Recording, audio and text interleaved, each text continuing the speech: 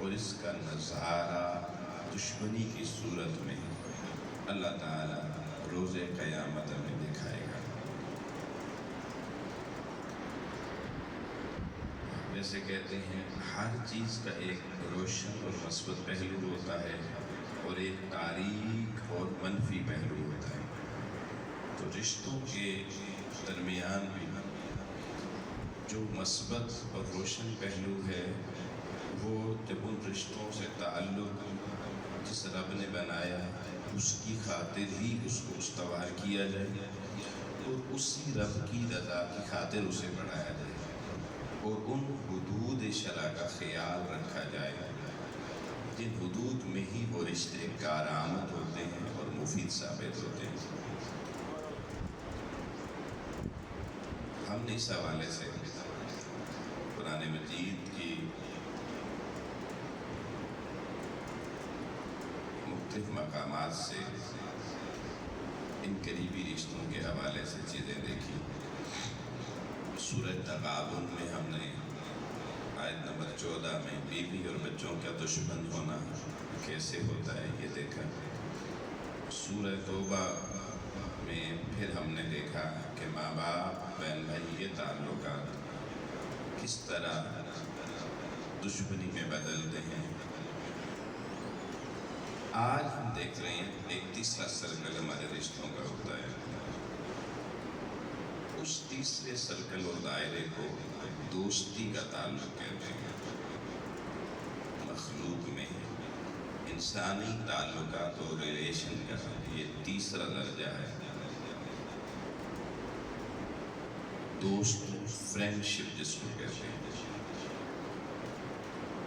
قرآن کریم اس حوالے سے ہماری رہنمائی کیا کرتا ہے، دوست کیسے ہونے چاہیے، دوستی کا رشتہ کس بنیاد پر ہونا چاہیے، اور اگر ایسا نہیں ہوگا تو پھر روز قیامت یہ رشتہ بھی کیا صورت اختیار کرے گا، تو بندے کا حال اس رشتے میں کیا ہوگا اگر یہ دوستی والا رشتہ اس اسلوب پر قائم نہیں ہوگا جو اللہ کے رسول اور دین اسلام کی چاہت ہے۔ تو اللہ رب العزت نے ارشاد فرمایا وَيَوْمَ يَعُضُّ الظَّالِمُ عَلَى يَدَيْهِ، قیامت والے دن ظالم لوگ اپنے ہاتھ، اپنی انگلیاں اپنے دانتوں سے کاٹیں گے۔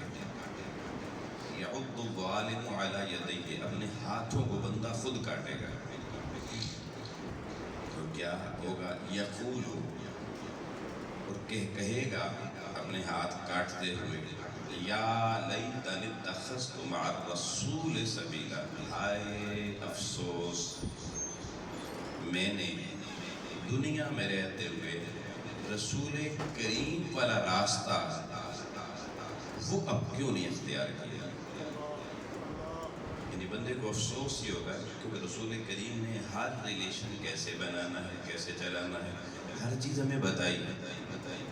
تو جو لوگ حضور کے بتائے ہوئے طریقے کو چھوڑ کر ریلیشنز بنائیں گے، یہ شخص یعنی اللہ قیامت والے دن جو ٹائٹل دے گا وہ ظالم کا ٹائٹل دے گا۔ یہ ظالم لوگ اللہ کی بارگاہ میں قیامت کو اپنے انگلیاں، اپنے ہاتھ دانتوں سے کاٹیں گے اور کہیں گے ہائے کاش ہم نے رسول اکرم صلی اللہ علیہ وآلہ وسلم کا بتایا ہوا طریقہ اختیار کیوں نہیں کیا، مع الرسول سبیلا، اس راستے کی معیت اور سنگت میں کیوں نہیں گئے جس راستے کا طریقہ اور جس راستے کو وضع کرنے والے محمد مصطفیٰ صلی اللہ علیہ وسلم۔ یا ویلتا لیتنی لم اتخذ فلانا خلیلا، بندہ افسوس کا اظہار کرے گا اور کہے گا کاش میں نے فلاں بندے کو اپنا یار، بیلی، دوست اور فرینڈ نہ بنایا ہوتا۔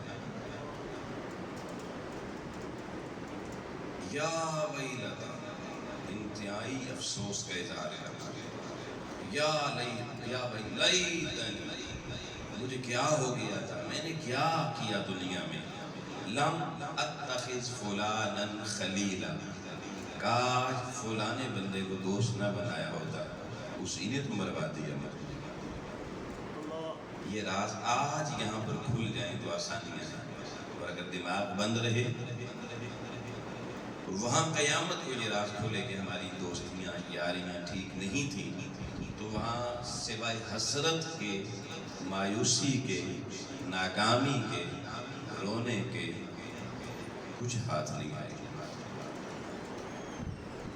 اس لیے ان چیزوں کو آج بیان کرنے کا مقصد یہ ہے کہ ہم یہاں قرآن مجید کی ڈائریکشن سے سبق حاصل کریں اور اپنے ریلیشنز کو رسول اکرم صلی اللہ علیہ وسلم کے بتائے ہوئے طریقے پر استوار کریں۔ یا میں پھر بڑے ادب اور احترام سے یہ بات کروں گا کہ آج کچھ ہماری کمزوریاں ایسی ہیں جو ہمیں اس طرح متوجہ نہیں ہوتی، سن لیں گے لیکن باہر نکل گئے۔ اصل تعلیم وہ نہیں ہے جو مسجد میں سنی جائے اور بس مسجد میں ہی اڑا دی جائے۔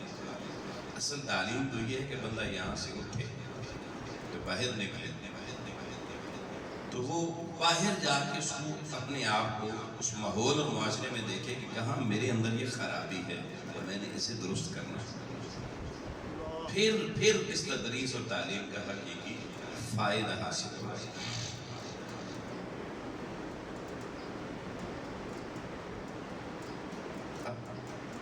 کچھ ریلیشنز ہمارے کیونکہ بعض وقت خاندانی طور پر پہلے سے بنے ہوتے ہیں، کچھ ہم نے خود بنا رکھے ہوتے ہیں اور دیر سے ہمیں یہ باتیں سننے کا سمجھنے کا موقع ملتا ہے، اور پھر ہم کہتے ہیں نہیں جی اب تو بندہ پھنسا ہوا کیسے نکلے گی، لوگ کیا کہیں گے، زمانہ کیا کہے گا، یا میرا مقام اور منصب گر جائے گا۔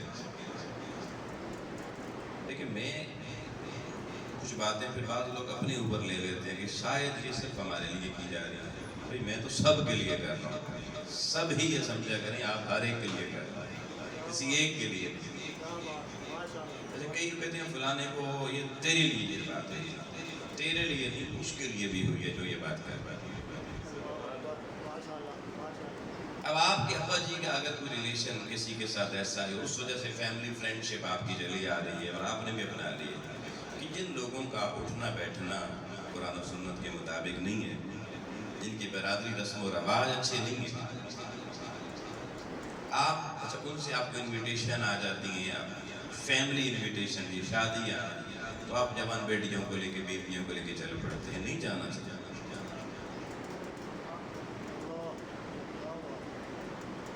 نہیں جانا چاہیے۔ وہ گلہ کریں، انہیں صاف صاف کہیے آپ قرآن و سنت کے مطابق آپ کا نظام نہیں، ہمیں یہ سیوٹ نہیں کرتا، ہم اپنی نسلوں کو جہنم لے جانے والے نہیں ہیں، جہنم سے بچانے والے ہیں۔ اگلے کو بھی پتا چلے تو میرے در خرابی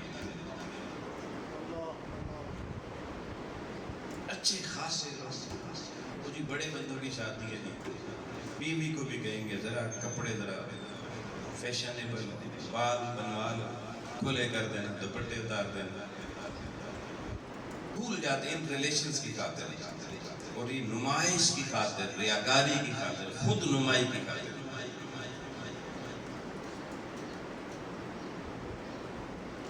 اور بعض وقت اگلے اتنے نہیں گرے ہوتے جتنے ہم اس آڑ میں گر جاتے ہیں۔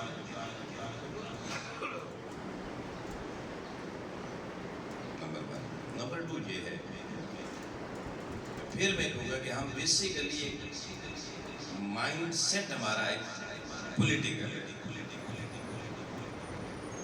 یہ پتہ نہیں سیاست کے جراثیم ہمیں کیوں لگے، کہاں سے لگے، اور ایسے لگے ہیں کینسر کا مرض بھی میں کہتا ہوں ممکن ہے کوئی پھونک مارے ختم ہو جائے، لیکن ہمارے اندر ایسے جراثیم گھس گئے نسلوں میں، یہ نہیں۔ اچھا بندہ بوڑھا ہو جائے گا، 90 سال کا ہو جائے گا، پھر بھی ایک ہی جراثیم، یہ بیسیکلی میں کہتا ہوں ہماری ملک کی سیاست اور رسول کریم کی سیاست نہیں ہے، ہم سیاست کے قائل ہیں، یہ ذہن میں رکھیں کہ میں اس دین کا قائل نہیں ہوں جس میں سیاست نہ ہو۔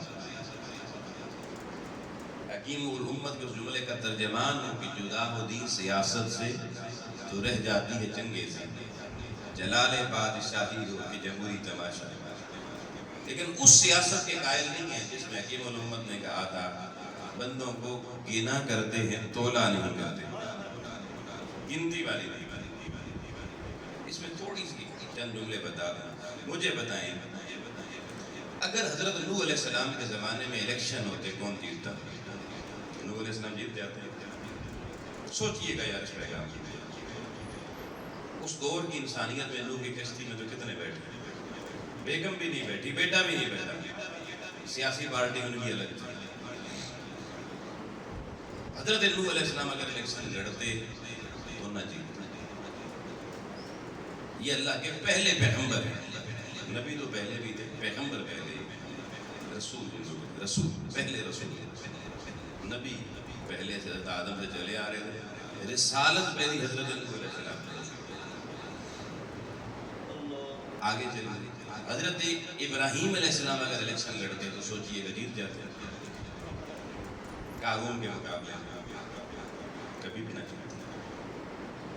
اچھا آگے چلیے حضرت موسیٰ علیہ السلام اگر فرعون کے مقابلے میں فرعون کہتا الیکشن کروا لیتے جیت جاتے. اچھا حضور نبی اکرم صلی اللہ علیہ وسلم اگر مکے میں الیکشن کروا لیتے جیت جاتے. حضور سے بڑا تو کوئی نہیں ہے, اس سے بڑی میں کیا مثال. اچھا مدینے میں جانے کے بعد اگر حضور الیکشن کروا دیں, الیکشن سے کبھی بھی نہ جائے. مدینے میں 10 سال حضور علیہ السلام نے زندگی گزاری اور آخری سفر جو آپ نے مکے کی طرف کیا 8,000 کے لگ بھگ سے آباد تھا. 14 لاکھ کی آبادی حجاز کی. 14 لاکھ میں 8,000 بندہ ساتھ ہو تو الیکشن بندہ نہیں جیتا. یہ اپنی نسلوں کو سمجھاؤ, یہ اسلوب غلط ہے کہ وہ جیتا ہے جو ٹھیک ہی بندہ ہوگا. یہ الیکشن میں نمبروں سے جیتنا یہ ٹھیک یا غلط ہونے کی پہچان نہیں ہے. یہ اور اس کو جمہوریت نہیں کہتے اسلام. یہ میں پہلے بھی سوشلزم کی بحث میں اور پیچھے کیپٹلزم کی بحث میں یہ باتیں کر چکا ہوں آپ سے.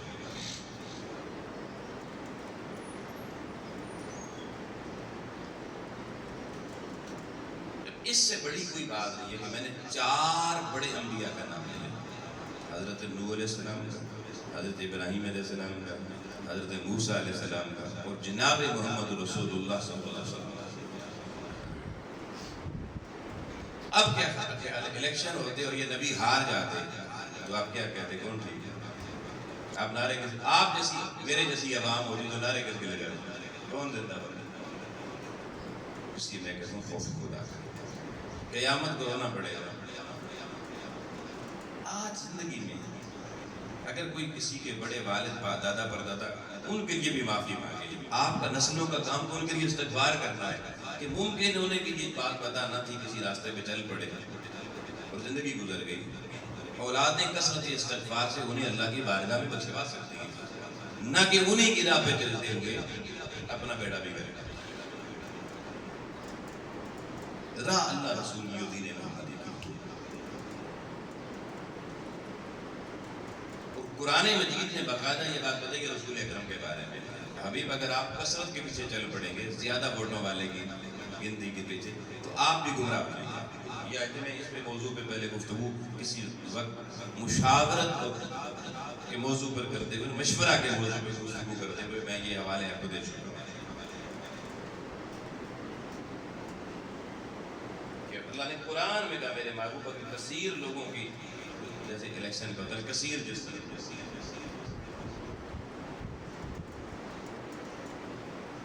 کثیر آبادی میں سے صاحب الرائے لوگ تھوڑے ہوتے ہیں جن کو دنیا تھنک ٹینکس کہتی ہے, اور ہمارے یہاں تھنک ٹینکس کا تصور ہی نہیں اسلام نے دیا. مغرب کی پولیٹیشن میں آپ بڑے حیران ہوں گے, وہاں کے الیکشن تھنک ٹینکس کی بنیاد پر ہوتے ہیں. یہ بھی آپ کو نہیں پتا, ہمیں انہوں نے بھیڑ بکری والے الیکشن کی طرف. تو یہ میں مثال دے رہا تھا بیسیکلی ریلیشنز کا. اب وہ سیاسی ریلیشن ایسے بن جاتے ہیں جو ہمارا بیڑا گرک کر. آپ ایک ایسے بندے کے نعرے لگا رہے ہیں, اسے اپنی زندگی کا مالک بنا رہے ہیں, اسے اپنی زندگی کے فیصلوں کا مالک بنا رہے ہیں. جس کو ووٹ دیتے ہیں اسے اپنی زندگی کے فیصلوں کا مالک بناتے ہیں. جس کو قل هو اللہ نہیں پڑھنی آتی, جس کو دعائے قنوت نہیں پڑھنی آتی, وہ آپ کو کس طرف لے کے جائے گا آپ خود سوچیں. اور کچھ لوگ اس میں پھر اپنی مجبوری کے تحت گزرش عذر شرعی تو میں نہیں کہوں، ایک عذر پیش کرتے ہیں. وہ کہتے ہیں دیکھیں جی چھوٹے چھوٹے کام ہوتے ہیں، گلی کا کام آ گیا، کھانے کا کوئی مسئلہ آ گیا، پٹواری کا کوئی مسئلہ آ گیا، بچے کی نوکری کا مسئلہ آ گیا. اگر ہم یہ نہ کریں تو ہم کہاں جائیں جی؟ یہ کام نہیں ہوتا. اس کا معنی کیا ہے کہ آپ کا عقیدہ یہ ہے کہ یہ کام اللہ نہیں کر سکتا، انہوں نے کرنا. آپ کا تو عقیدہ ہی ہے.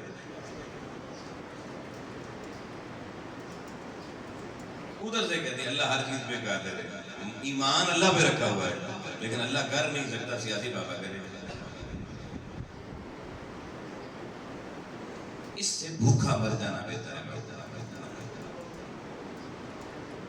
صحابہ کرام جو بھوک سے نڈھال رہتے تھے، پتھر باندھتے تھے پیٹ میں، وہ اگر ابو جہل کے پاس جا کے سیاسی طور پہ اسے مدد مانگتے تھے، ان کو روٹی نہ دیتا، نوکری نہ دیتا، سب کچھ دیتا.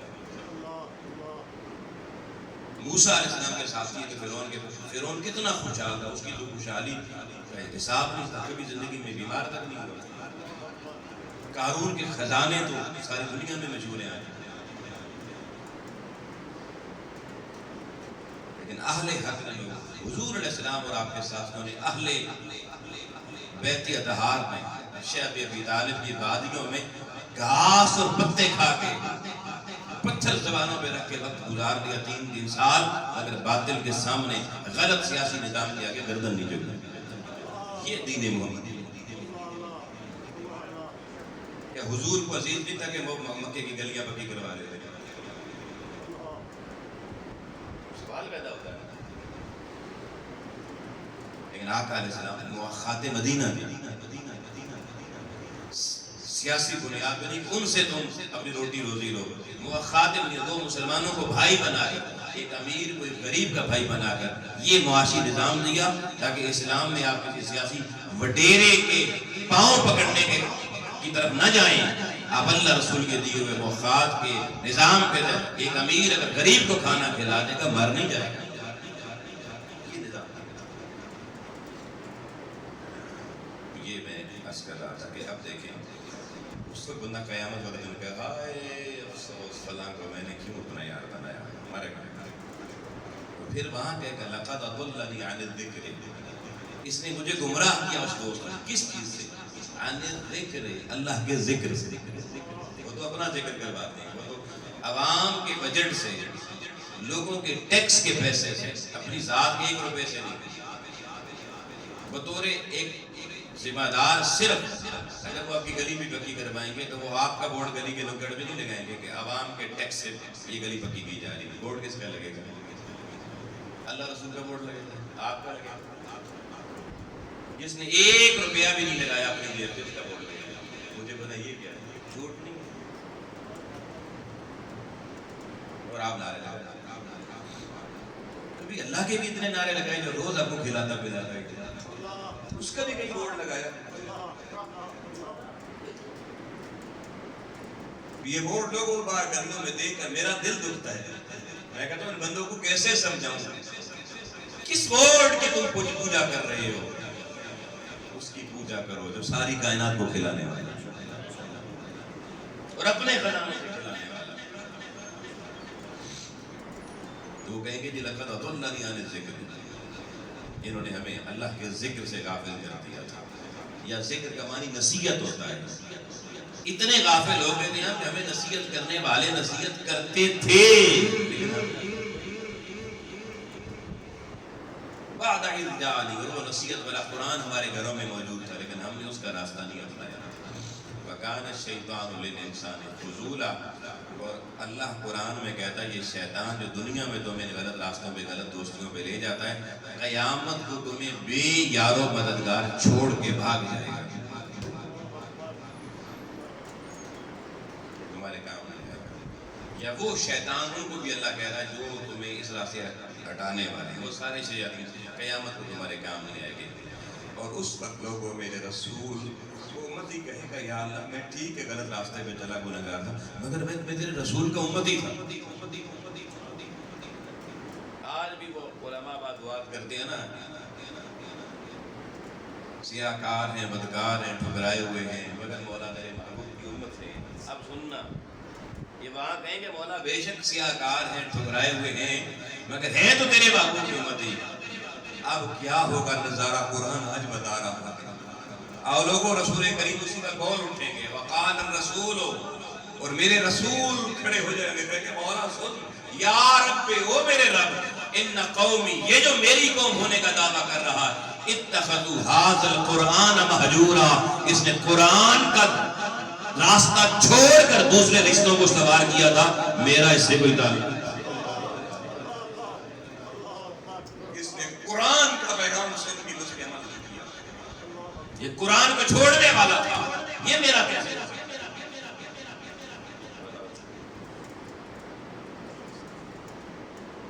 رسول آپ کو اڈاپٹ کرنے سے انکار کرتے ہیں، یہ قرآن مجید میں لکھا ہوا ہے۔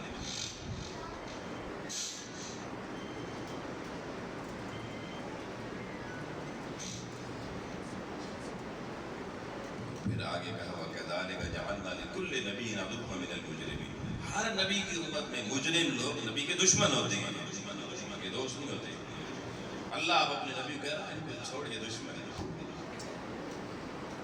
وَكَفَى بِرَبِّكَ هَادِيًا وَنَصِيرًا، رسول کہیں گے ہمارے لیے اللہ ہادی بھی کافی تھا، نصیر بھی کافی تھا، ہمیں ان کی کیا ضرورت ہے، انہوں نے ہمارا راستہ ہی نہیں بنایا۔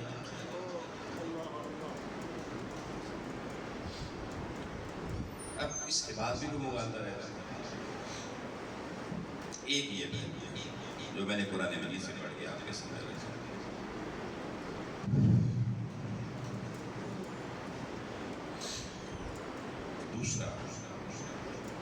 دوسرا اپنا راستہ بتانے جا رہا ہے۔ اچھے لوگوں کی دوستی، سچے لوگوں کی دوستی، کھرے لوگوں کی دوستی، ایمان والوں کی دوستی، وہ بڑے کام کی ہوتی ہے، جس کے بارے میں آج ہماری سوچ بچار نئی نسلوں کے لیے۔ اب دیکھیں نا نوجوان نسل ہے، وہ کہتے ہیں آؤ بابا کہیں چلتے ہیں، کسی کے ہاں چلتے ہیں، کبھی آپ کا بیٹا بیٹی آپ کو کسی نیک صالح بندے کی طرف جانے کے لیے نہیں مجبور کرے گا۔ کیا کہے گا پارک لے جائیں، ہوٹل لے جائیں، کھانا کھلانے لے جائیں، یا کسی کوئی گرو گنڈار کے ساتھ ان کے گھر میں چلتے ہیں، ہماری دوست ہے ان کی بیٹی بلانے۔ لیکن اب یہ اسلوب دوسرا جو میں آپ کے سامنے رکھنے جا رہا ہوں اس پہ آئیے۔ احباب گرامی، سنن ابو داؤد شریف 4833 نمبر حدیث، حضور نبی اکرم صلی اللہ علیہ وسلم نے فرمایا کہ ہر شخص اپنے دوست کے دین پر ہوتا ہے۔ یہ جملہ غور کرنا طرح کہ ہر شخص الرجل علی دین خلیلہ، ہر بندہ اپنے یار، بیوی، فرینڈ، دوست، سہیلی، اس کے دین پر ہوتا ہے۔ یہ دوستی ایسی چیز ہے، دوستی میں بندہ آگے جب بڑھتا ہے تو پھر وہ جو دوست کا دین ہوتا ہے اس کا غلبہ اس کے اوپر ہوتا ہے۔ کردار، اخلاق، اچھائی برائی کا پیمانہ پھر دوست بن جاتا ہے۔ آقا علیہ السلام نے فرمایا فَلْيَنْظُرْ أَحَدُكُمْ مَنْ يُخَالِلُ، اے بندے تو اپنے سارے دوستوں کو ایک چھاننی لگا، ایک فلٹر لگا، اس میں سے گزار اور دیکھ کس کا دین کیا ہے، کس کا عقیدہ کیا ہے، کون اللہ رسول کے کتنے قریب ہے، پھر اس کو یاد کر اپنی دوستی کا فیصلہ کرے۔ حضور علیہ السلام ریلیشن اختیار کرنے کا طریقہ بتا رہے ہیں، دوستی کیسے، کن اصولوں پر مبنی ہونی چاہیے۔ آگے چل کے جو حدیث اگلی آپ کو سنا رہا ہوں، یہ صحیح بخاری میں 6168 نمبر پہ موجود ہے، صحیح مسلم میں 7410 اور 7411 نمبر پہ موجود ہے، اور سنن ابو داؤد شریف میں یہ 5127 نمبر پہ موجود ہے۔ میں نے 3 کتابوں کا حوالہ آپ کے سامنے رکھ دیا، بڑے غور سے سنیں۔ مسلم کی روایت میں تو مضمون پیچھے یہ ہے کہ صحابی نے حضور علیہ السلام پہ سوال کیا متی الساعۃ یا رسول اللہ، حضور قیامت کب آئے گی؟ تو آقا علیہ السلام نے فرمایا ما اعددت لها، تو نے قیامت کی تیاری کتنی کر لی ہے؟ اس نے کہا حضور زیادہ تیاری تو نہیں ہے، لیکن وَلَٰكِنِّي أُحِبُّ اللَّهَ وَرَسُولَهُ، میں صرف دو محبتیں میں نے تلاش کر کے پا لی ہیں میرے دامن میں، یا مصطفیٰ کی محبت ہے یا خدا کی محبت ہے۔ دوستی، اللہ کرے ہمیں یہ بات سمجھ میں آ جائے، ہم اس صحابی کی طرح ہوتے ہیں جو کہتا ہے میرے دامن میں کوئی تیسری دوستی نہیں ہے، یا میرے دامن میں محبت والی دوستی میرے خدا کی ہے یا خدا کے محبوب مصطفیٰ کی ہے۔ آقا علیہ السلام نے سنا اور کہا المرء مع من احب الیہ، سن لو لوگوں، قیامت کو بندہ اسی کے ساتھ کھڑا ہوگا، اسی کے ساتھ اٹھایا جائے گا دنیا میں وہ جس کی دوستی کا محبت کا دم بھرتا ہو۔ سنن ابو داؤد، اچھا بخاری مسلم کا مضمون بھی ہے، لیکن سنن ابو داؤد کا مضمون تھوڑا الگ ہے، آخری جملہ یہ ہے اور وہ بڑا غور کرنا اور عقیدے کا بھی اس میں بڑا خاص پہلو مسئلہ ہے۔ حضرت انس بن مالک رضی اللہ تعالیٰ عنہ حدیث کے راوی، وہ کہتے ہیں صحابہ کا مجمع ہے، حضور بیٹھے، کہتے ہیں رأیت اصحاب نبی صلی اللہ علیہ وسلم فرحوا بشیء لم اراہ فرحوا بشیء اشد منہ، قال الرجل یا رسول اللہ صلی اللہ علیہ وآلہ وسلم الرجل يحب الرجل على العمل من الخير، قال رسول اللہ صلی اللہ علیہ وآلہ وسلم المرء مع من احب۔ یہ میں نے حدیث کا پورا کانٹینٹ پڑھ دیا آپ کے سامنے۔ مطلب صحابی کہتے ہیں میں نے رسول کریم صلی اللہ علیہ وسلم کے صحابہ کو ساری زندگی اس دن سے زیادہ کبھی خوش نہیں دیکھا جس دن حضور کی بارگاہ کا مجمع سجا ہوا ہے۔ صحابی جس دن حضور کی بارگاہ میں سب سے زیادہ خوش پائے گئے، فارح بشیء، کوئی شے ایسی ملی جس سے ان کو فرح اور خوشی اتنی ہوئی، وہ کہتے ہیں لم اراہ، میں نے کبھی بھی نہیں دیکھا انہوں اشد منہ، اس سے زیادہ خوش صحابہ کبھی زندگی میں نہیں ہوئی۔ وہ کیا منظر نامہ تھا۔ حضرت انس بن مالک رضی اللہ تعالیٰ عنہ کو کہتے ہیں ایک آدمی رسول کریم کی بارگاہ میں کھڑا ہو کے کہنے لگا اے اللہ کے رسول، یا رسول اللہ، الرجل يحب الرجل على العمل من الخیر، کہ ایک بندہ دوسرے بندے سے دوستی بناتا ہے، تعلق بناتا ہے اور اس سے محبت کرتا ہے، اور اس محبت اور دوستی کی بنیاد ہوتی ہے خیر والے نیک اعمال۔ یار وہ بندہ نیک اعمال کرنے والا ہے، خیر والے کام کرنے والا ہے، وہ معاشرے میں خیر کے راستے پر اس بندے کے اس معیار پر دیکھ کے جو بندہ اس کے پاس جاتا ہے، اس کی صحبت نشینی اختیار کرتا ہے، اس سے دوستی اور اس سے محبت اختیار کرتا ہے، اور بڑی غور طلب بات ہے۔ حضرت انس کہتے ہیں اس سوال کرنے والے نے حضور سے کہا کہ یعمل بہ ولا یعمل بمثلہ، اب یہ جو محبت کرنے والا ہے نا اس سے اعمال سارے خیر والے وہ کرتا ہے، وہ جو دوست ہے، اور یہ بھی کوشش کرتا ہے، لیکن اس کی عمل اس کے برابر نہیں ہوتا۔ یہ عقیدے کا نقطہ یہاں پر آئے گا۔ ایک بندہ دوسرے بندے کو خیر والے سارے اعمال میں دیکھ کے اس سے محبت کرتا ہے، اس کی صحبت میں جاتا ہے، یہ بھی کوشش کرتا ہے کہ اس جیسا بن جاؤں، عمل میرے بھی ویسے ہو جائے، لیکن صحابی کہتے ہیں اس کے باوجود بھی، کوشش کے باوجود بھی، یہ اپنے اعمال میں اس جیسا نہیں ہو سکتا۔ وَلَا يَعْمَلُ بِمِثْلِهِ، عمل میں اس کے مثل نہ ہو سکا۔ آقا بتائیں اس محبت کے بارے میں۔ قال رسول اللہ صلی اللہ علیہ وسلم، آقا نے صحابہ کے مجمع میں اعلان کیا جس سے صحابہ ساری زندگی میں لوگوں سب سے زیادہ خوش ہوئے۔ میرے محبوب نے فرمایا سن لو، بھلے اعمال میں اس کے برابر نہ ہو سکا، لیکن اگر دوستی اور محبت آل حق کی، نیک بندے کی ساری زندگی یہ بندہ دم بھرتا رہا تو قیامت کو اسی نیک کے ساتھ اٹھایا جائے گا اور اسی کے مقام پر اس کا فیصلہ۔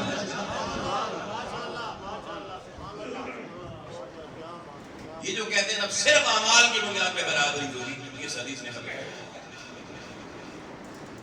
اعمال اہمیت رکھتی ہیں، تولے جائیں گے، لیکن فیصلے اس دوستی اور محبت کے معیار پر۔ اب اگر آپ ساری زندگی نماز پڑھتے ہیں، رمضان کے روزے رکھتے ہیں، لیکن آپ کی دوستی کیسے اللہ دللے کرنے والے بندے تھے، جو بے نمازی ہے، جو قرآن کبھی نہیں پڑھتا، جو مسجد کبھی نہیں آتا، جو روزوں میں بھی شراب پیتا پھرتا ہے. مجھے بتائیں آپ نے سوچے انجام دیا، آپ کی آواز ادھر بندے کے اعمال تھوڑے لیکن خیر والے اعمال والے شخص کے ساتھ اس نے اپنا رشتہ دوستی کا اور محبت کا قائم کر لیا ہے. تو میرے محبوب نے فیصلہ دے دیا قیامت کو یہ دوستی اچھے بندے کی اتنی کارگر ہوگی، خیر والے اعمال والے بندے کی دوستی، کہ وہ اس بندے کم عمل والے کو بھی اوپر لے جائے گی. تو مجھے بتاؤ اگر یہی دوستی کا معیار ہمارے آئمہ اور بزرگوں نے تو یہ جو کہا تھا نا اولیاء سے محبت کا، مشائخ کے ساتھ بیعت کر لو، ان کے مرید بن جاؤ. میں جہاں تک سمجھوں اس ساری چیز کو، اس کا اور کوئی راز نہیں ہے. راز ایک ہی تھا کہ زندگی میں 1 2 4 5 اللہ کے ولیوں سے دوستی کر کے ان پر مرو، ان پر جان لٹاؤ، ان کے وظائف دیے ہوئے پڑھو، ان کے نیک اعمال کو اپنانے کی کوشش کرو. قیامت کو تمہارے اعمال کم بھی ہوں گے، ان نیک لوگوں پیر مہر علی شاہ کی محبت تمہیں اٹھا کے مولا کے دربار میں سنگت اولیاء میں کھڑا.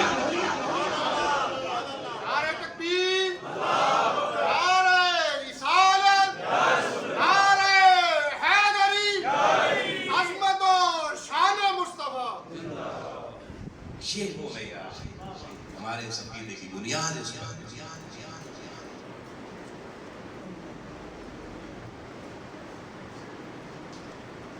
اب آپ گرامی گزارش یہ ہے کہ یار اتنے دروس اور اتنے قرآن کے حوالوں کے بعد کم از کم میرے سامنے بیٹھے ہوئے لوگوں کو اپنا اسلوب زندگی بدلنا. حضور علیہ السلام نے فرمایا اس بندے میں 3 چیزیں زندگی میں اختیار کر لے، میں اسے جنت کی ضمانت دے دوں.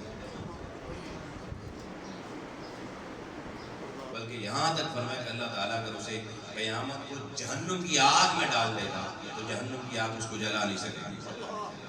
آپ حضور علیہ السلام نے 3 کون سے عمل بتائے؟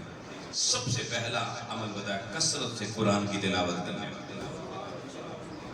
اور کثرت سے تلاوت قرآن کی وہی کرے گا جس سے قرآن سے محبت ہوگی اور قرآن سے دوستی کرے گا. رسول نے انہی کی شکایت کی ان قوم اتخذوا هذا القرآن مہجورا. مہجور ہجر کو کہتے ہیں، دوری کو کہتے ہیں. قرآن سے دوری والوں کا مصطفیٰ سے کوئی تعلق نہیں. سب سے پہلی چیز فرمائی قرآن کریم کی کثرت سے تلاوت کرنا. دوسری چیز حضور نے فرمایا جس کے دسترخوان پہ کثرت سے وہ مہمان بیٹھیں گے جن کی وہ مہمان نوازی کرے گا جو صالحین میں سے. یہ ہے صلحاء کی دوستی. وہ سکی دوستی بھی حضور نے نہیں کہا. انہیں دسترخوان پہ بٹھا کے ان کی خدمت، ان کی تواضع، ان کو کھانے کے لانے کے. تیسری چیز حضور علیہ السلام نے فرمائی جو شخص زندگی میں زنا اور گناہ کے موقع ملنے کے باوجود بھی اس گناہ یعنی زنا سے اپنے آپ کو دور رکھے. اب دیکھیں نا صرف ایک زنا ہی تو گناہ نہیں ہے، گناہ تو ہزاروں قسم کے. اب حضور نے گناہ میں سے صرف ایک گناہ کو دیا، دوستی میں سے صرف ایک دوستی کو لیا، صلحاء کی دوستی. اور زبان سے پڑھنا ہے اس میں صرف ایک کتاب کو لیا، اللہ کی کتاب. 3 چیزیں لے کر حضور نے کنکلوژن دیا، ایک میسج دیا کہ اگر اس شخص کو جس میں یہ 3 خوبیاں ہوں گی اللہ جہنم کی آگ میں بھی رکھ دے گا تو جہنم کی آگ اس کا کچھ بگاڑ نہیں سکے. سوچئے کر یہ بھی پیغام ہے. اچھا یہاں پھر میں بڑی بات کرتا ہوں.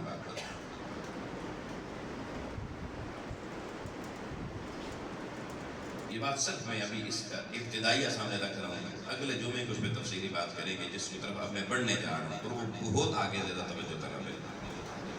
اب آپ یہ قرآن مجید کی سورہ نمبر 35 ہے، سورہ فاتح، اور اس کی آیت نمبر 43 ہے. 43 نمبر آیت ہے سورہ فاتر کی۔ یہ بات ویسے تو آپ سنتے رہتے ہیں لوگوں سے، لیکن میں قرآن مجید سے اس کا حوالہ دے کر آپ کے سامنے رکھ رہا ہوں کہ اللہ کریم کی ذات نے ہمیں کس خوبصورت انداز میں بتایا کہ ہماری غلطیوں اور نادانیوں، اسپیشلی جو زنا صرف وہ نہیں ہوتا جو بدفعلی ہوتی ہے، زنا آپ کی زبان بھی کرتی ہے، آپ کی آنکھ بھی کرتی ہے۔ آپ قرآن مجید سنیے، اللہ کی ذات فرماتی ہے استکباراً فی الارض، کچھ لوگ ایسے ہیں جو زمین پر اپنے آپ کو بڑا سمجھ لیتے ہیں۔ زمین پہ کچھ لوگ بڑے بنے بیٹھے ہیں، ہم بڑے یہ کہتے ہیں نا، میری گل نہیں سمجھ آتی، میں تیرا بڑا ہوں، اپنی زبان سے اپنے آپ کو بڑا کہتے ہیں۔ قرآن مجید یہ بات کہہ رہا ہے استکباراً فی الارض، یہ زمین پہ بڑے بنے بیٹھے ہیں، وَمَكَرَ السَّيِّئِ، اور یہ بری چالیں چلتے ہیں، غلط چالیں چلتے ہیں، اللہ کا راستہ چھوڑ کے مکر والی چالیں، غلط چالیں چلتے ہیں۔ اب سننا وَلَا يَحِيقُ الْمَكْرُ السَّيِّئُ إِلَّا بِأَهْلِهِ، فرمایا جو کسی کے بارے میں بری چال چلے گا، دوسرا اللہ کا بندہ ہے، اسے اللہ کو درجہ دے دے گا، لیکن لا يَحِيقُ الْمَكْرُ السَّيِّئُ إِلَّا بِأَهْلِهِ، فرمایا اس کی ساری مکر کی بری چالیں جو لوگوں کے خلاف چلے گا، وہ پلٹ کے اس کے اپنے اہل خانہ کو گھیر لیں گے۔ یہ چیز فَهَلْ يَنْظُرُونَ إِلَّا سُنَّتَ الْأَوَّلِينَ، اللہ تعالیٰ کہتا ہے تو ایسا کر کے کیا پہلے لوگوں کی عذاب کی طرف اپنے گھر والوں کو عذاب میں جھونکنا چاہتا ہے؟ وَلَن تَجِدَ لِسُنَّتِ اللَّهِ تَبْدِيلًا، اللہ کا طریقہ کبھی نہیں بدلتا۔ پہلی قوموں نے بھی اس طرح کی بے حیائی کی، وہ بھی اور ان کے گھر بھی ہلاک و برباد ہوئے، آج بھی ایسا ہی ہوگا۔ وَلَن تَجِدَ لِسُنَّتِ اللَّهِ تَبْدِيلًا، فرمایا اللہ کی سنت نہ تبدیل ہوتی ہے نہ گھوما پھرا کرتی ہے، وہ ایک جیسی رہتی ہے سب کے لیے۔ یہ قرآن مجید ہے، آپ غور کرنا، میں صرف ایک بات کر کے مضمون روک رہا ہوں۔ حضور کی بارگاہ میں صحابی آ کے کہتا یا رسول اللہ، مجھے اپنی گھر والی پر شک ہے، اس کا لوگوں کو دیکھنا ٹھیک نہیں لگتا۔